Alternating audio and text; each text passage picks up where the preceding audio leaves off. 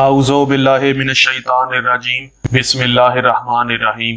سامعین اور ناظرین، پہلے ہم آپ کو سارا رمضان باجماعت نماز تراویح کی بدت سہا ستہ اور غیر شیعہ کے ہاں مستند اور معتبر کتب کا درجہ رکھنے والی کتب سے دکھا چکا ہوں۔ پھر میں نے آپ کو سارا سال نماز فجر کی اذان میں بدعتی کلمات انہی کی کتب مذکورہ سے دکھائے۔ سامعین، اب میں آپ کے سامنے سہا ستہ سیریز کی آخری کتاب سنن نسائی، جس کی شرح بریلوی مکتبہ فکر سے تعلق رکھنے والے محمد لیاقت علی رضوی نے کی ہے، سے حوالہ پیش کرنے لگا ہوں۔ جلد اس کی 2 اور صفحہ 243 ہے اور باب کا نام جمعہ کی نماز کے لیے اذان دینا اور حدیث کا نمبر 1391 ہے۔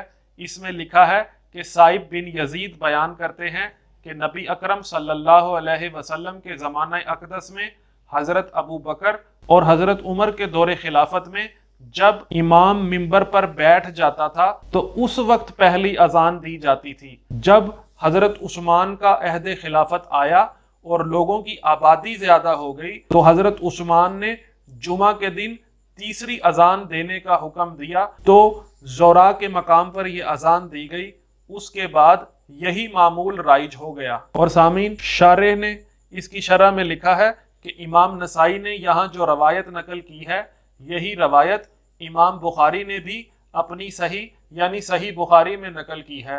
اس روایت میں سائب بن یزید نے یہ بات بیان کی ہے، نبی اکرم صلی اللہ علیہ وآلہ وسلم کے زمانہ اقدس میں جمعہ کی اذان اس وقت دی جاتی تھی جس وقت آپ صلی اللہ علیہ وآلہ وسلم منبر پر تشریف فرما ہو جایا کرتے تھے۔ حضرت ابو بکر اور حضرت عمر کے عہد میں بھی یہی معمول رہا۔ حضرت عثمان غنی کے عہد خلافت میں لوگوں کی تعداد زیادہ ہو گئی تو حضرت عثمان غنی نے تیسری اذان دلوائی۔ سامعین، آپ نے ملاحظہ کیا کہ جمعہ کے لیے دوسری اذان کے اضافے کا حکم حضرت عثمان نے دیا، نہ تو نبی اکرم صلی اللہ علیہ وآلہ وسلم نے اس کا حکم دیا اور نہ اللہ رب العزت نے قرآن میں اس کا حکم دیا ہے۔ اور سامعین، نبی معظم صلی اللہ علیہ وآلہ وسلم نے فرمایا ہے کہ دین میں اضافہ، دین میں نیا کام بدعت ہے اور ہر بدعت گمراہی ہے۔